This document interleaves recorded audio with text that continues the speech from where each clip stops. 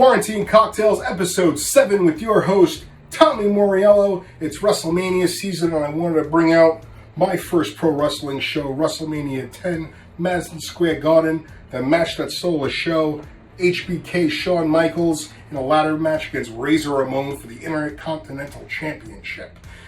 As monumental as this match was, is as monumental about the donations that's going on in the community right now from some of the big dogs, including the Distilled Spirits Council, consisting of not only my company, but, excuse me as I read these because there's too many to remember, but Agave Loco, Bacardi, Beam Suntory, Brown Foreman, Campari, Constellation, Diageo, Moet Hennessy, Jägermeister, Old Smoky, Pernod Ricard, Remy Cointreau, and MGP Ingredients. These guys all got together to raise $8.37 million to go to the USBG Relief Fund. So absolutely awesome, and shout out to that crew. So good news keeps coming in. Everyone coming together as an industry, putting the brand stuff aside and coming together and giving back to the beautiful people that help us on a daily basis. But with all that good news, I'm still completely losing my mind being in quarantine.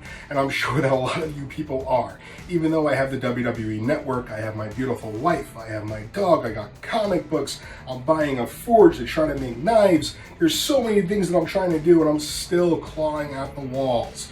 So I think a big part of that is that I'm not in the gym, and I really miss my trainer Ryan O'Leary as well as my family over at Champs Boxing Club. So I really look forward to getting back in there, putting the gloves back on, hitting some bags, hitting some people, more like me getting hit, and getting back in the swing of things in the boxing community. So it's not just our business that's being hurt, it's small gyms such as Champs and the rest of the USA boxing organizations. These gyms do so good to people, and I know they're having a tough time right now, so I wanted to give them a shout out as well. Along with the shout out, I also need to work out. It's so crazy not being active. I'm trying to do some stuff in the parks, but the problem with working out is that you never know where to start, and my good friend Julian has the answer for that. So why don't you go check out his page, Where to Start Fitness, on Instagram. He is an absolute phenomenal trainer, not just in the boxing world, but for fitness as well. You get that heart rate up, get that weight off of you. He's a super talented kid, and I've done a ton of his workouts. And he's actually running some live stuff off of his Instagram at Where to Start Fitness. So go ahead and check him out and get a great workout in and go on and earn these boos. Speaking of earning boos, let's talk about the boos for today. Today we are featuring the lovely Glenrothes Maker's Cut.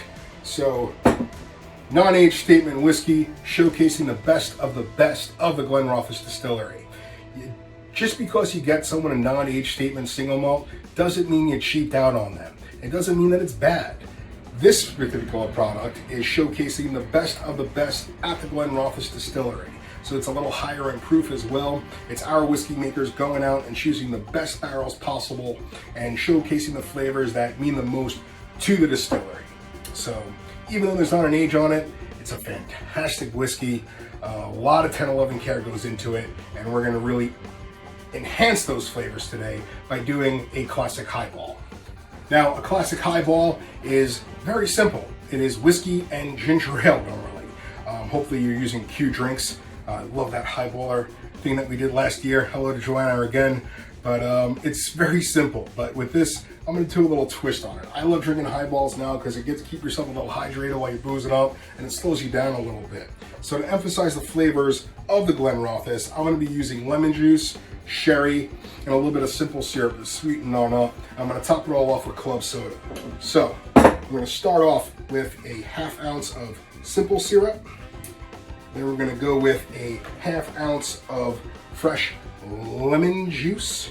And being that Glenrothes is aged in sherry seasoned cask, I'm going to use an Olorosso sherry to pull out the flavors of that oak in it as well.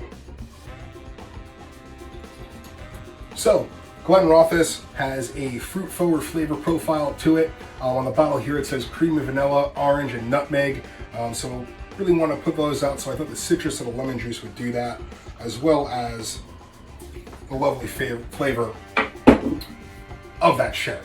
There we are. As you can tell, I'm just filling this right up in the glass, so I'm going to give it a little twist of blending these all together as I put in my seltzer water.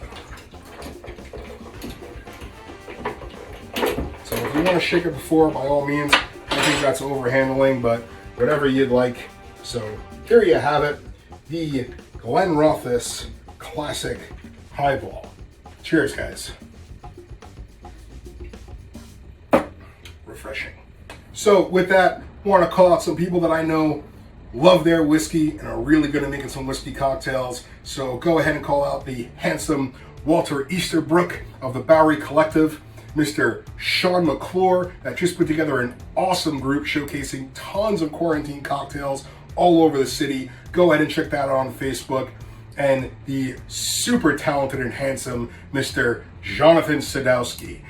Jonathan was running a live the other night with Jack Maxwell of the Booze Traveler, and they were talking about some booze, so I figured I'd go ahead and give him a shout out.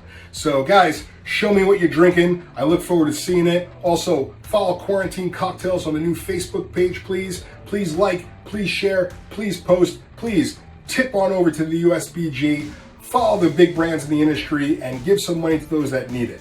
Cheers, guys. Till next time.